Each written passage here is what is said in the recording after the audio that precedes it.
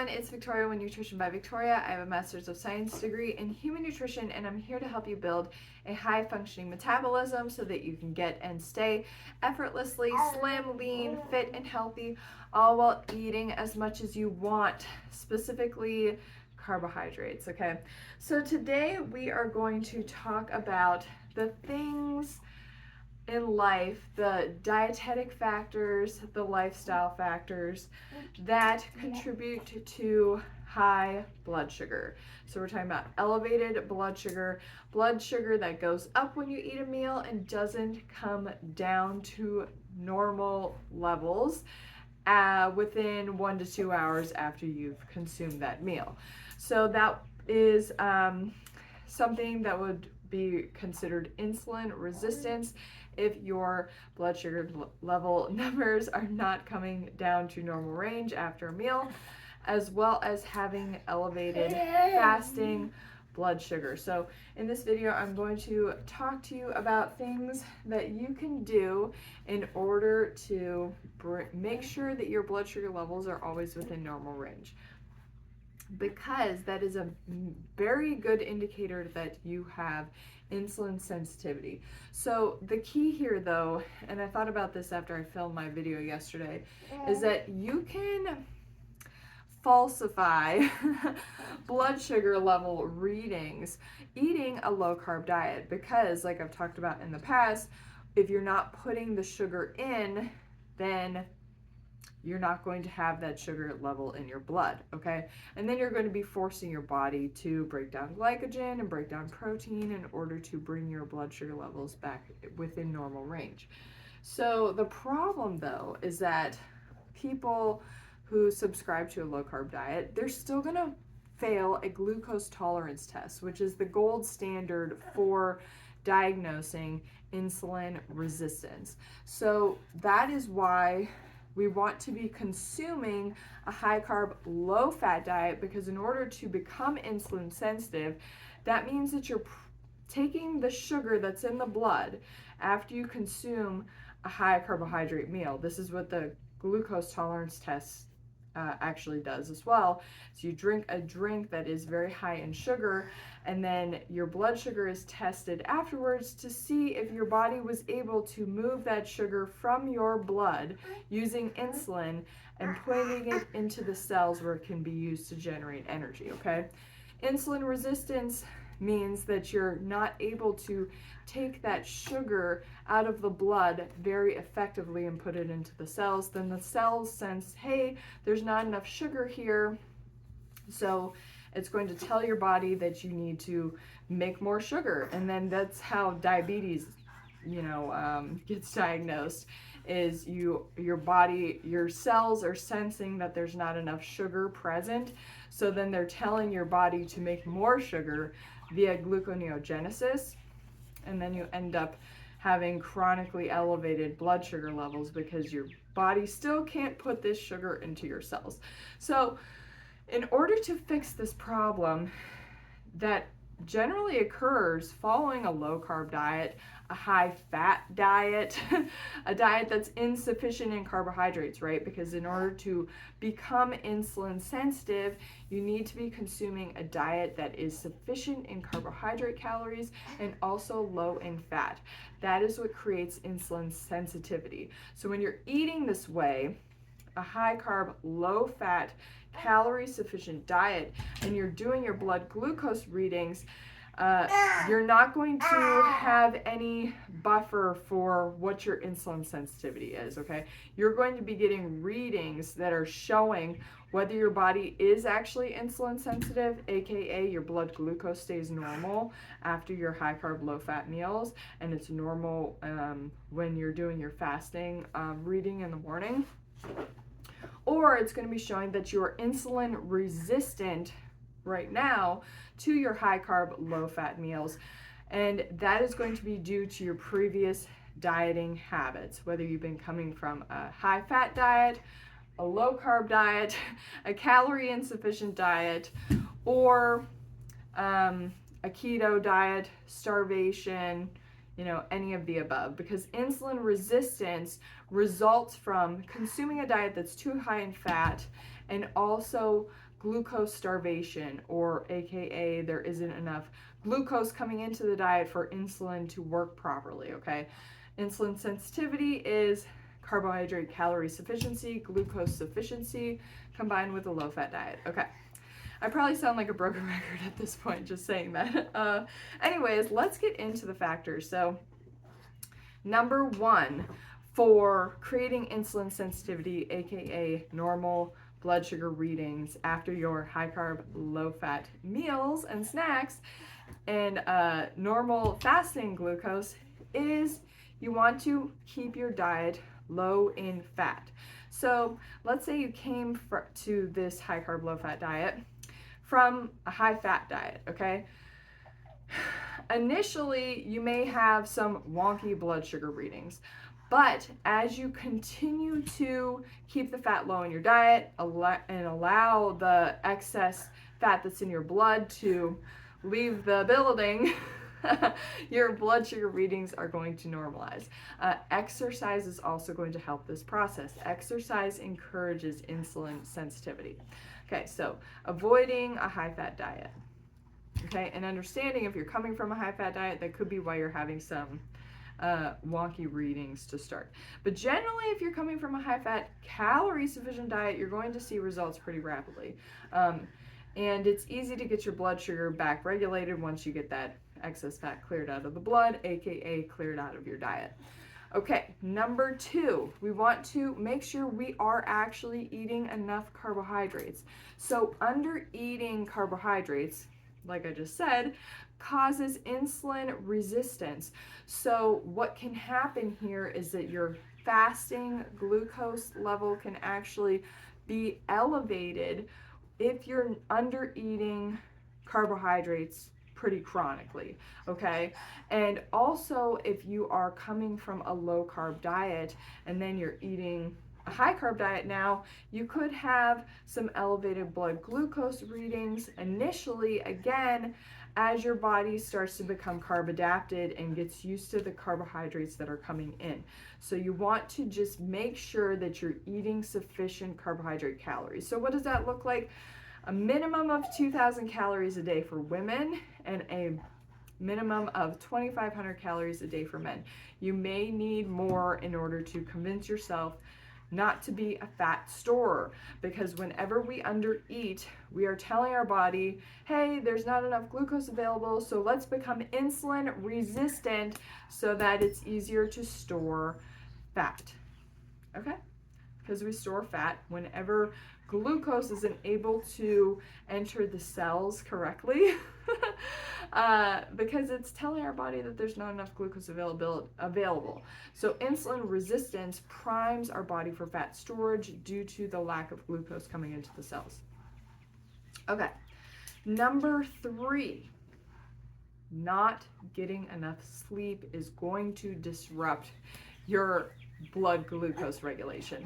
This is something that I'm currently experiencing as a mom of 3 with a 7-month-old who, he sleeps pretty good, but you know, every other week right now somebody's coming home from school with something nasty and I am not able to sleep, you know, like a normal person without children or with older children is able to sleep, you know. If you are a mom, you know exactly what I'm talking about, especially the first year of having a little one is rough.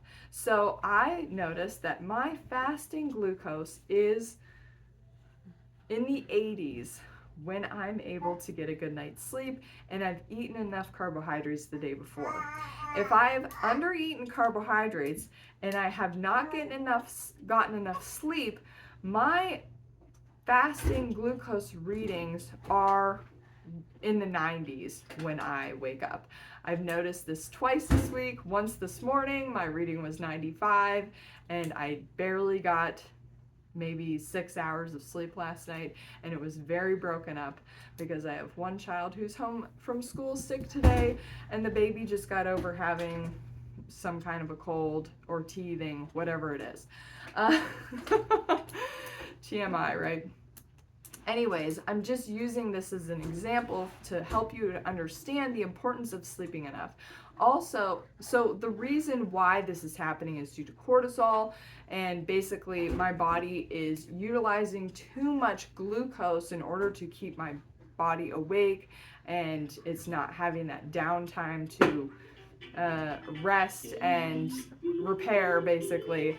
And so cortisol is helping me get through this. Well, cortisol is, notorious for increasing blood sugar levels because it's sensing, hey, something's going on right now where our blood sugar needs to be elevated or raised, or it's just triggering glucagon to create more blood sugar in order to help get through this situation, right?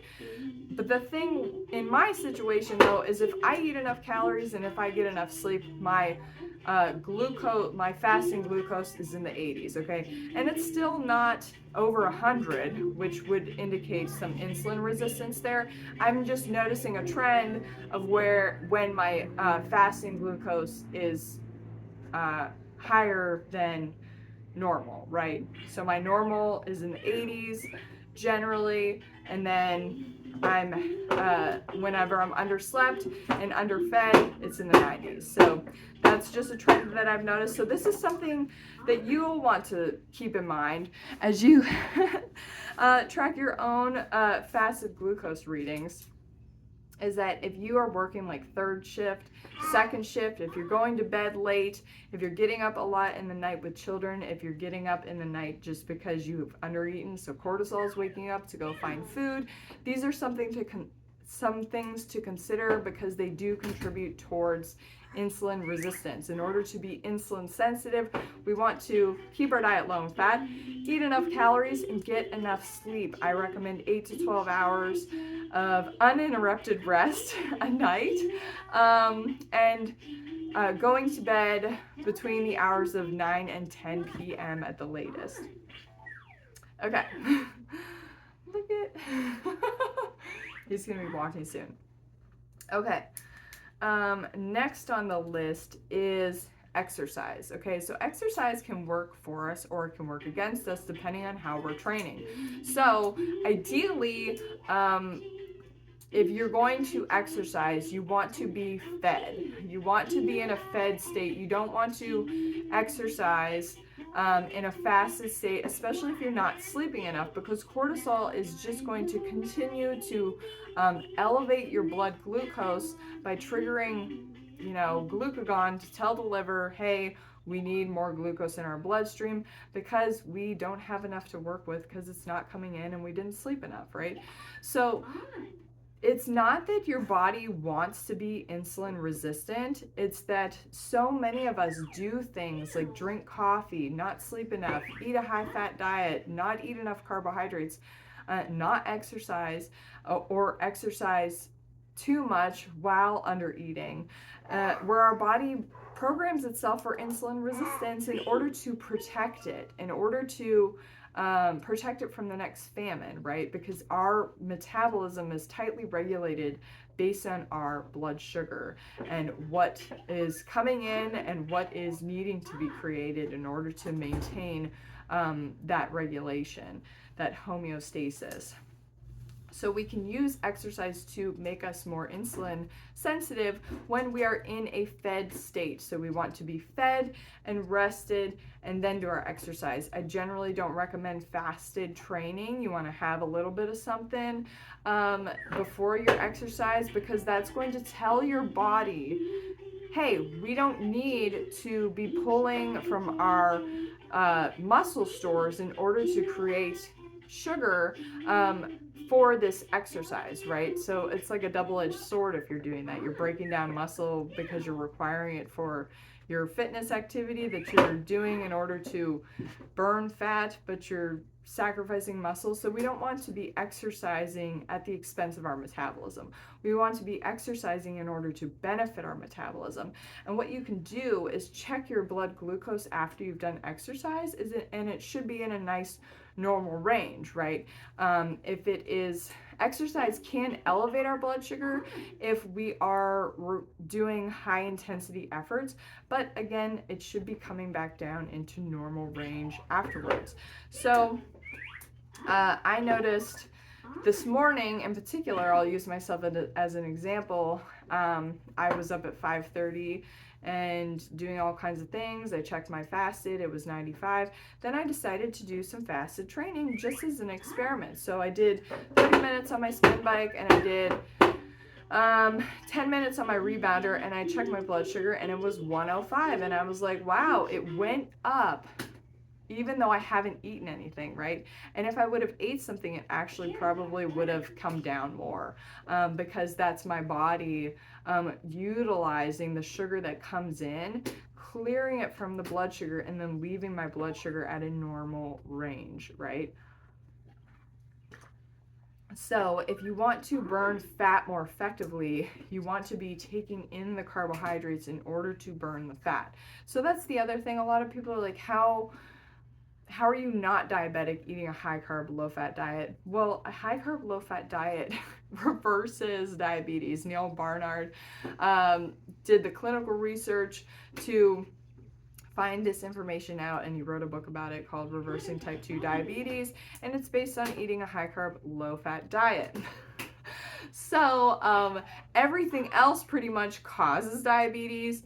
Using caffeine increases cortisol. Caffeine tells your body it needs to make sugar from, generally people aren't eating anything when they're having caffeine. So again, using caffeine is like doing the fasted exercise. You are telling your body that it needs to make glucose at the expense of your metabolism, right? So you put some sugar in, your body knows what to do with the sugar, and it shunts that sugar into your muscle cells for that energy production. So you're not having to utilize your carbohydrate stores, and you can keep your body efficiently burning fat, because anytime we are requiring glucose to be made, particularly via gluconeogenesis, aka glucose being made from protein, our metabolic rate lowers. So in order to avoid that, we want to be consuming sufficient carbohydrates on a daily basis. I know I sound like a broken record at this point, but it's so important that people understand this important information, because in order to prevent insulin resistance, you have to eat enough, you have to eat a low-fat diet, and you want to be doing exercise not in a fasted state, okay? Exercise after you've eaten something so that you can properly utilize the carbohydrates that are in that meal to fuel your exercise. And people say, well, how can I burn fat if I am eating all these carbs? Because we are always burning carbs and fat. And in order to efficiently and properly and burn fat at a high rate, right? We need to be consuming sufficient carbohydrate. Fat burns in the flame of carbohydrate. Carbohydrates get the fat burning process going within our mitochondria.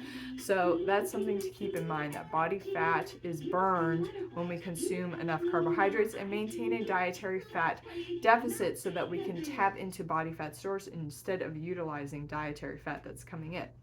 Okay, I think, and the last thing here for insulin sensitivity, so we want to be following a low-fat diet, carbohydrate calorie sufficiency, so eating enough carbohydrates every day, making sure we're sleeping enough, 8 to 12 hours, going to bed between 9 and 10 p.m.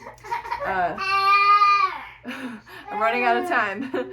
Doing some exercise that you enjoy. You don't want to be doing high intensity exercise all the time, just doing low to moderate cardiovascular exercise, about 30 minutes a day. That's what I'm always recommending, and using that as your baseline. So this is the foundation for insulin sensitivity, okay? For maintaining those normal blood sugar readings after you have eaten and after you have woken up, so when you're in a fasted state as well. And for if you're ever taking the glucose tolerance test, you're going to get a normal reading because your body is insulin sensitive, okay? The last thing is drinking enough water. So if you're consistently having elevated blood sugar readings, Make sure that you're drinking enough water, following all these other factors, but staying hydrated, because dehydration can increase blood sugar levels. And that's because it concentrates the sugar in your blood instead of keeping it in a nice, fluidy, diluted environment. So make sure you stay hydrated. That's going to look like peeing clear, you know, the majority of the time that you're going, and going at night too. A lot of people say to me, oh, it's so annoying, I have to get up and go to the bathroom. Well, just get up and go. You're hydrated. You're staying hydrated. That is a good thing, okay? All right, that's it for this video. It's getting way too long. Leave any comments or questions down below. If you would like my help with becoming insulin sensitive, losing the body fat for good, staying effortlessly slim, lean, fit, healthy, and maintaining normal blood sugar levels, please click the link in the description box and sign up for my coaching. All right, take care, and I'll see you guys next time. Bye.